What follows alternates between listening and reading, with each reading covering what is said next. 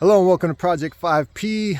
This is day 8, the final day of Sukkot, Feast of Tabernacles. Finishing up today, it's about 30 minutes away from breakfast time. Then we got a praise service, and then a prayer service, and then they're going to do some testimonies today. People just sharing their stories of what happened and what they enjoyed, etc. How God moved in their lives during this time. And then dinner tonight, and then that'll be a wrap for this year. There was lots of praise, lots of prayer, lots of food, lots of kid-centric activities and teachings for the kids, classes, dance classes. The roosters want to say hi, apparently. So yeah, pretty awesome. Every morning, pretty much, there was a every morning praise service, and then after breakfast, and then let's see, show you some corn here. Corn's not growing anymore. People from all over the country out here. I think over 350. Lots of new friendships and new relationships, meeting lots of new people. Where did I leave off? Oh, after breakfast, always a praise and prayer service, and then usually something for the kids. And then afternoon, sometimes with coordinated activities, sometimes just free time for everybody to just fellowship and do their own thing. Then typically a evening praise service and prayer service, dinner, and then what would often happen is second dinner, second, third, fourth, and fifth sometimes, which is where the individual people at certain campsites, so we would have a community dinner, right, every night, and then certain people at certain campsites would make food for the entire camp after that, oftentimes. So you go around, you're able to the different campsites on the property to try those different food items, try their different dinners and dishes. And the other night, what was it? I think it was the 5th day. I was actually able to be a judge for the annual cook-off, which was amazing. The only regret and the only mistake and the only thing I didn't like about it is that I, just prior to that, had a pretty substantial dinner because I was under the impression that the judging would be like a taste test type thing, but they know how to serve food here. So every camp served us pretty much it was a good sized serving of food. So there was, I think, 7 or 8 main dish food items that we had to judge. 5, I believe, beverages, and 4 or 5 desserts. So I was stuffed. You check out the sunrise behind me. I don't know if I'm gonna block it. Yeah, I was stuffed, but it was delicious. We had pastrami melt, was one of the dishes, grass-fed beef sliders with coleslaw, a grass-fed beef kebab, a crusted like potato and cheese with salmon, like a little patty type thing that The people who made that actually are salmon fishing guides out of, I believe it's Oregon, and they brought that with them from Oregon, the fish, and their dessert, I believe too, was Oregon or somewhere around that area. Strawberries, they made a strawberry puree with homemade ice cream. There was chicken and beef tacos. What else did we judge? Oh, a steak with green beans, another steak with mashed potatoes, a spiked root beer float for a beverage, a pineapple turnover for a dessert, a apple pie, a boysenberry pie, a chocolate cookie. Good grief, what else? Oh, a classic s'mores, of course. That's another thing there was plenty of every night. Lots of campfires, lots of s'mores, lots of fellowship around the fires. What else was at the cook-off? I feel like I'm forgetting something. I don't think I named everything, but suffice it to say, lots of food, delicious food. I got to be a judge. That's my kind of night. Lots of eating. And then what else? Like I said, lots of fellowship, lots of stuff for the kids. Shout out to the lamb lady who literally spends every day at her sukkah, at her campsite, knitting lambs, little stuffed lambs for all the children at the camp. Just absolutely amazing, and doesn't charge. Just sitting there, just knitting away. Like, it's just amazing.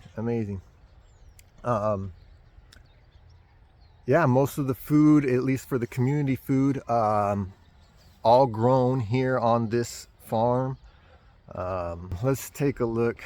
I'll give you just a general idea of the setup over here without giving away too much OPSEC stuff.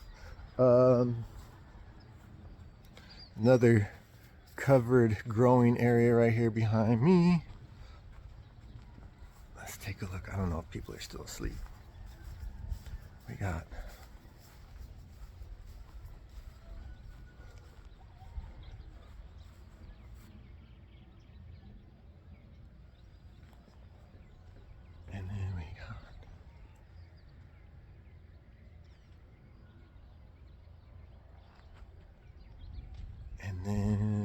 stand by. There's a lot more where that came from.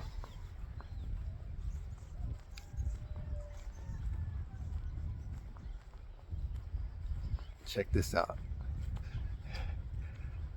I like this one. It's quite unique. You can see everybody has their sleeping quarters and then a sukkah set up. A lot of them do. All these different decorations. Check this guy out right here. A converted bus. I like that. Just like the idea of it. Let's see if you can see.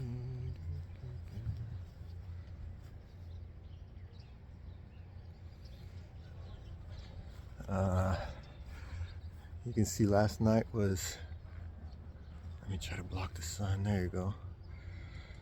It's where we'd have most of our meetings, in this tent here.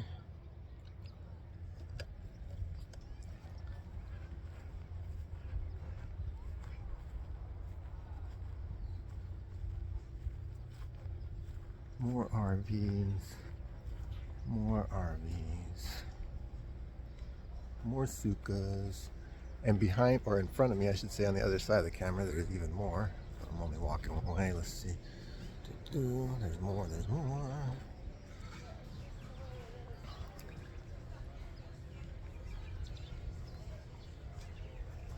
Breakfast is being served, so I'm gonna wrap this up so I can eat. Another fire pit. Buy out.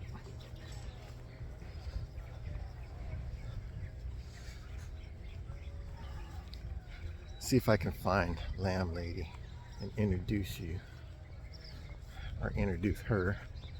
Can't really introduce you, can I?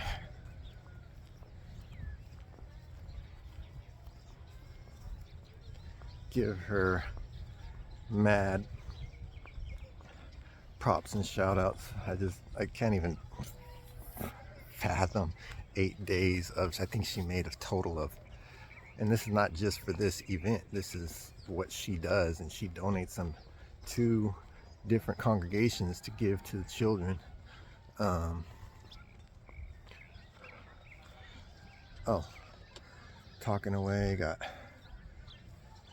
rows of tents here, more rows of tents here.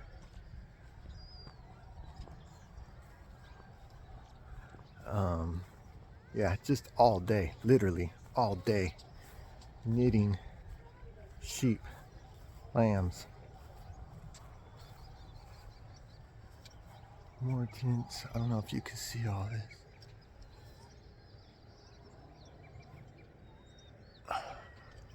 Anyway, you get the idea. One more thing.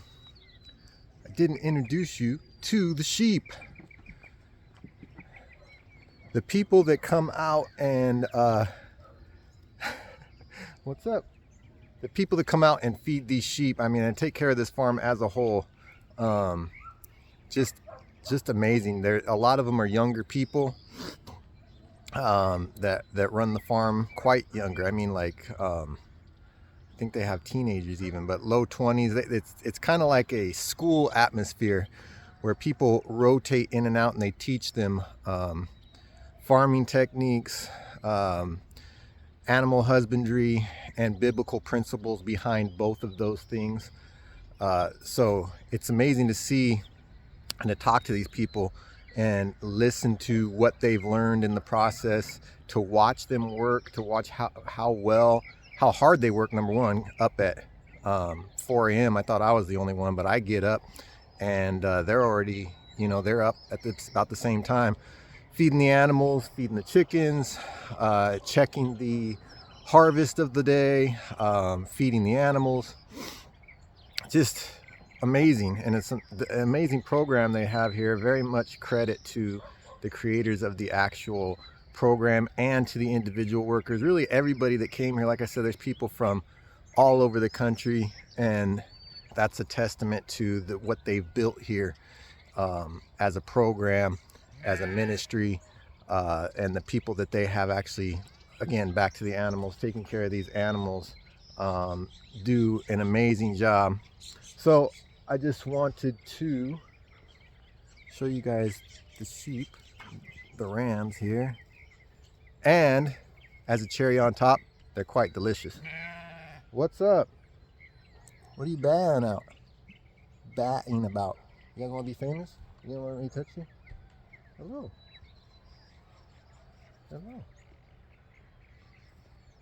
Let me touch his nose a little bit. Come here. I'm not here to slaughter you. It's okay. Anyway, an amazing program, amazing people, and building relationships. A lot of times in the preparedness community, we're very leery, right, of people, right? Because when you have food, when you have these preparedness items, a lot of times you're very careful of who you let close, because you don't want people to know that. So you're always, it's not something oftentimes that you lead off a conversation with of, oh yeah, my name is so-and-so and I have 2 years worth of food stored. And it's one of those topics that you kind of tiptoe into sometimes, as far as what you have. I mean, preparedness, the lifestyle in and of itself, I think actually a good portion of the people here are like-minded in that way. But all that to say that building relationships, you got to have levels, right? You got to have concentric circles, for lack of a better term, or levels of that, and be willing to reach out and step out of your comfort zone. There could be people right around you that have skills that could be very beneficial to you personally. You could learn off of them, or vice versa. Stop looking at it all the time as who can benefit you, right? You don't want, I have this and this and that, and I don't want it taken, or I don't want people to take advantage of me. And when the S hits the F, I'm only, I don't want people coming looking for me or kind of trying to take my stuff. That's a given. That's a valid concern, and that's being wise. But at the same time, think of what you can do for others, right? With your preparedness, think of what you can, even if it's not giving of your items or, sharing things like that, sharing land, sharing resources, sharing knowledge, right? I've said it before that I love teaching people. I'll share anything I know. I'm constantly learning, but anything that I know about preparedness, or anything for that matter, but speaking specifically on preparedness items or preparedness subjects, I'm more than happy to share anything that I know, because the more prepared other people are, the more prepared you are, the less I have to worry about you when the S hits the F, right? So look for those relationships. Always be trying to establish relationships with people, even if it's trivial, even if it's on the base level. Like I said, you use wisdom, of course, and there's levels to friendships, there's levels to relationships. And I don't even know how I got off on this topic. Oh, because the people here, so wonderful. But even then, of course, I'm on my guard. Like I said, there's people from all over the country here, people I've never met before, and everybody seems wonderful at first, right? When you first meet somebody, most people are always very friendly, especially in this type of setting. But have those levels and try to get to the next level with people, or try to get to a more concentric circle, and then have those levels to where you can share ideas, share methods, share encouragement even. All that to say, the relationships, because I was talking about the people. The people here are super awesome, and I'm glad I met them. Hopefully they're glad they met me.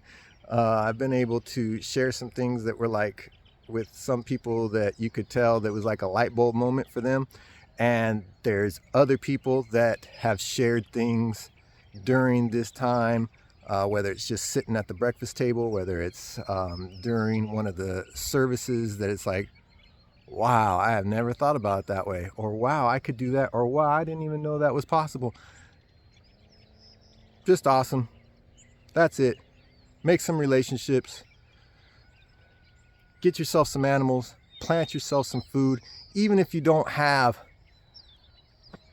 acres and acres of land, right? Do what you can with what you got, where you're at. Pray, be a good steward of what you have, and then watch God open doors for more. Get after it.